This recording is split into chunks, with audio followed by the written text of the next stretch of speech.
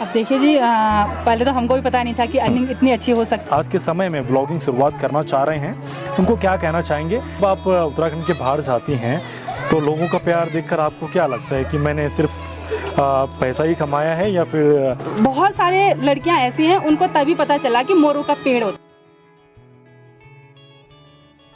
जब हमारे subscriber grow नहीं हो रहे होते हैं, हम डिप्रेस होते हैं, नहीं ये नहीं करना है, नहीं हो पाएगा शायद, तो उस टाइम पर आपने क्या सोचकर आगे बढ़े आप? तो सबसे पहले तो मेरे भाई ने मुझे बोला कि तेरा मुंह इतना चलता है, जैसे बोलते हैं ना भाई बहन, अरे तेरा मुंह बहुत चलता है, ब्लॉगिंग कर ले तू, ऐसे कुछ दिखा दे। हाँ। लेकिन शायद गॉड गिफ्ट ही मानेंगे इसको कि थोड़ा सा माइंड क्रिएटिव हो गया कि हाँ इसको इस एंगल से दिखाना, ये करना है, वो करना है। और मेरा एक मीम्स बहुत फेमस हुआ था, तो वो हुआ था कि मोरू का पेड़ वाला। अचानक से वो मोरू का पेड़ हमारे लिए भगवान ही साबित हुआ। अच्छा दीदी, वो मोरू का पेड़ भी क्या सीन था जी? एक्चुअली ऐसा था कि एक गढ़वाली गाना है कि काटी जलो मोरू छोरी काटी जलो मोरू। मोरू मतलब घास का पेड़ होता है, बिल्कुल, और वो दूरस्थ मतलब ऊपर हाइट के एरिया में पाया जाता है। तो मोरू का पेड़ ऐसे छोटा मोटा नहीं होता है। मोरू का पेड़ जो भी होता तो मतलब समझ लो कि 5 आदमी में आएंगे तो ऐसे घेरा बनाएंगे तो इतने मोटे मोटे पेड़ होते हैं। उस टाइम उन पे रील बन रही थी, मैं कभी नहीं बनाती थी रील, अभी हाल में रील बना रही हूँ। लेकिन मैं पहले नहीं बनता, मैं देखती रहती थी लोगों पर, तब टिकटॉक चलता था। तो उसमें था कि काटी जलो मोरू, तो लड़कियां ऐसे करती थी, ऐसे करती थी, मतलब एक्शन करती थी, वो एक्शन करती थी।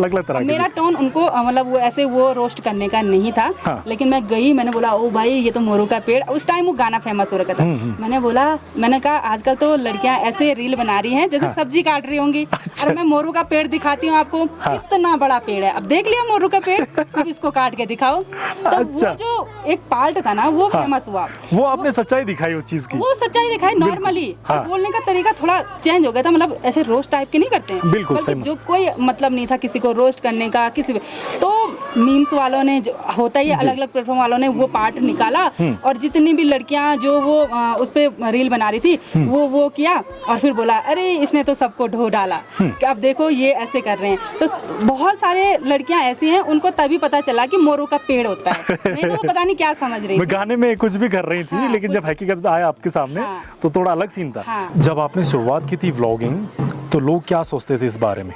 देखिए जब मैंने स्टार्टिंग करी थी तो लोग मुझ पे घूर घूर के देखते थे कि क्या कर रही है। और लोगों की मेंटालिटी ये रहती थी कि पता नहीं योगी की बुआरी क्या कर देगी, मतलब क्या कर देगी, मतलब ऐसे नहीं कि लोगों का कहना अलग रहता था वो कि मतलब क्या कर देगी, पता नहीं क्या ही कर देगी, ऐसा सिस्टम था। लेकिन काफी सारे लोग ऐसे भी, ऐसे नहीं बोलूंगी, काफी सारे लोग भी बोलते थे हाँ बना मुझे भी दिखा। और काफी सारे लोग ऐसे थे कि मुझे मत निकाल भाई, उनको पता नहीं क्या अभी भी बोलते हैं लोग मुझे मत निकालो, पता नहीं मैं इंटरनेट पे कहाँ चली जाऊंगी, मुझे।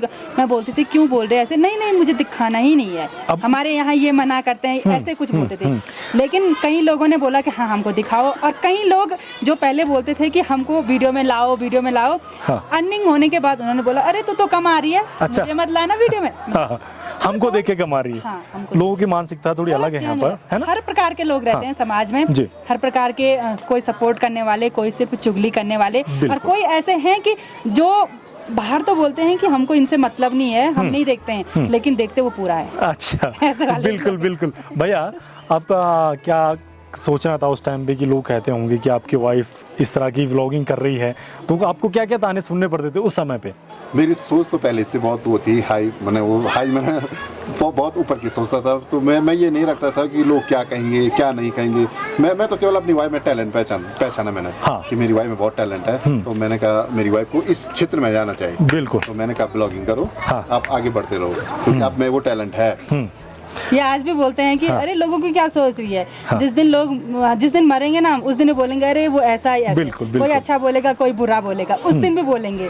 लेकिन तू मत कर, चाहे पहनावे से हो, चाहे किसी भी चीज से हो। बोलते थे नहीं, फिर ही है बस आदमी को गलत नहीं होना चाहिए, कैरेक्टर आदमी का सिर्फ सही होना चाहिए, वही सबसे अमूल्य धन है, और वो सही होना चाहिए। और आप दुनिया घूम लो, कोई दिक्कत। दीदी जी, लोग सोचते हैं कि व्लॉगिंग के लिए क्वालिफिकेशन बहुत ज़रूरी है, ज़्यादा पढ़ा लिखा होना बहुत ज़रूरी है, तो इस बारे में आप क्या कहेंगे कि आप कितने पढ़े लिखे हैं और कहाँ से शुरुआत की थी आपने? देखिए जी, ब्लॉगिंग में ऐसा कुछ भी नहीं है कि पढ़ा लिखा ज़्यादा होना बहुत इम्पोर्टेंट है, ऐसा बिल्कुल भी नहीं है। जिस तरह से ब्लॉगिंग के लिए एक बहुत महंगा कैमरा होना इम्पोर्टेंट नहीं है। लोग तो छोटे छोटे फ़ोन से ही ब्लॉगिंग स्टार्ट करते हैं और उनके लाखों में फॉलोवर हैं। तो ठीक उसी तरह इतना ज़्यादा पढ़ाई मेंटेन नहीं है। हाँ, थोड़ा आपको नॉलेज जरूर होना चाहिए कि किस तरह से वीडियो अपलोड हो, किस तरह से एक्सपोर्ट हो, और किस तरह मतलब आपको थोड़ा बहुत इंग्लिश का भी होना ही चाहिए, क्योंकि आप जिस प्लेटफॉर्म पे काम कर रहे हैं वो टोटली इंग्लिश में है। हाँ बिल्कुल, मतलब उसमें सारी जानकारी होनी चाहिए। बाकी तो सोशल मीडिया पे सारी वीडियोस वगैरह अपलोड हुई रहती हैं। हाँ। किस तरह से क्या करना है, किस तरह थोड़ा सा अपना माइंड चलाना ही पड़ता है। बिल्कुल। और रही बात एजुकेशन की, तो मैंने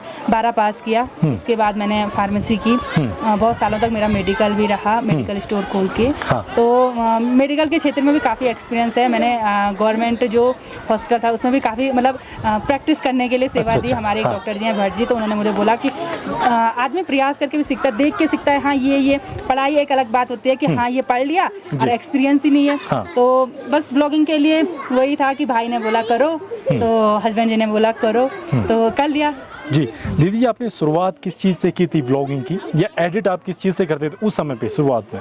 शुरुआत में देखिए जी, मैंने फ़ोन से ही ब्लॉगिंग स्टार्ट करी थी। वो भी मेरा फ़ोन नहीं था। हाँ। मेरे पास कोई कुछ ऐसी कंपनी का था कि जिसमें अच्छी क्वालिटी वाला वो नहीं था। और मेरे हस्बैंड जी के पास था नोट 10। अच्छा। तो सैमसंग नोट 10 का। हाँ। तो उन्होंने बोला कि इससे कर ले, इससे क्वालिटी अच्छी आती है। हाँ। तो मेरे भाई ने ही फिट करके दिया वो, मतलब जो भी कितने रेजुलेशन पे करना है, कितना FPS है। हाँ। तो वो मेरे भाई ने ही फिट करके दिया। हाँ। फिर हमने शूट किया वीडियो, एक वीडियो की 2-2 5 मिनट की, ऐसे ऐसे करके। तो फिर धीरे धीरे होता रहा। और एडिट करने के लिए भी मैंने एक बार वीडियो देखी लोगों की, किस तरह से कट लगाना है। उस टाइम मैं काइन मास्टर पे करती थी। तो अभी भी मैं काइन मास्टर पे करती हूँ, क्योंकि वो बिल्कुल इजी मेथड है। हाँ। और हमारे ब्लॉग ऐसे उतने वो नहीं रहते हैं कि ये सीन वो सीन है। सिंपल, जो सिंपल अपना है, जो दिखाई दे रहा है, जो डेली लाइफ में हो रहा है, वही दिखाते हैं। तो आज भी नॉर्मली ब्लॉग रहते हैं, लेकिन लोग पसंद कर रहे हैं, तो लोगों का दिल से धन्यवाद। बहुत अच्छी बात है दीदी। जब आप उत्तराखंड के बाहर जाती हैं तो लोगों का प्यार देखकर आपको क्या लगता है कि मैंने सिर्फ पैसा ही कमाया है, या फिर? देखिए जी, पहले तो मुझे, जब मैं घर में थी ना, घर में बैठी रहती, वीडियो अपलोड करती थी, मेरी अर्निंग आती थी, महीने की आती थी, मैं खुश हो जाती थी कि हाँ चलो भाई डॉलरों में कमाई हो रही है, ये हो रहा, मतलब एक वो। लेकिन जब आप आदमी क्या बोलते हैं ना कि घर में रह के आदमी अपने ही चूल्हे तक सोचता है। बिल्कुल। लेकिन जब आदमी थोड़ा सा बाहर जाता है तो तब देखता है दुनिया हाँ क्या है।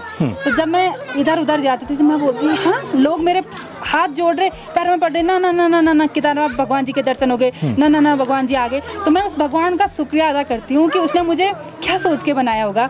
और भगवान जी से हमेशा ये प्रार्थना करती हूँ, भगवान जी जिस दिन मैं जानती भी नहीं थी यूट्यूब के बारे में या फेसबुक के बारे में, उस दिन जैसा मेरा व्यवहार था, जैसा मेरा नेचर था, उसी नेचर को बनाए रखना। बस वही एक जो घमंड होता है ना, वो मत चलने देना। बस यही प्रार्थना करती हूँ भगवान जी। बहुत बड़ी बात है। आज लोगों के पास हजारों सब्सक्राइबर होते हैं और लोग नीचे ज़मीन में नहीं देख रहे हैं, ऐसे भी लोग हैं बहुत सारे।